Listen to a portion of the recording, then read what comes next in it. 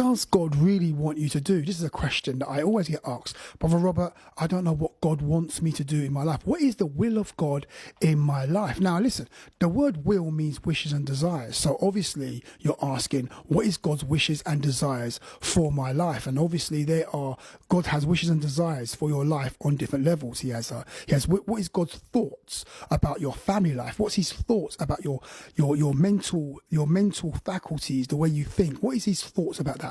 What is God's thoughts on your spiritual life? What's God's thoughts about your finances? What's God's thoughts about your physical life? What is his thoughts? What is his wishes and desires for those areas of your life? Now, the thing I can give you one massive tip, okay? If you want to know what the will of God is for your life in all these different areas, what God wants you to do, how God wants you to live, you have to be in the Word and you have to be in prayer, okay?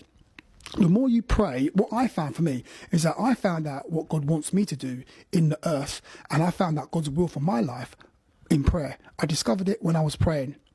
When I dedicated myself to prayer, God's will, God's will for my life was revealed to me through prayer. So that's what you need to do.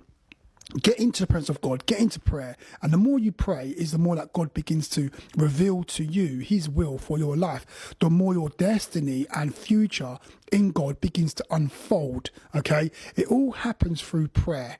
And this is the reason why the enemy doesn't want you to pray, because he doesn't want you to discover God's wishes and desires for your life. He wants you to wander around the world or wander around in life aimlessly and without a purpose, because the devil knows that when you stumble upon your purpose and upon your destiny that God has for you, it's going to create havoc for the kingdom of darkness. So get into prayer today.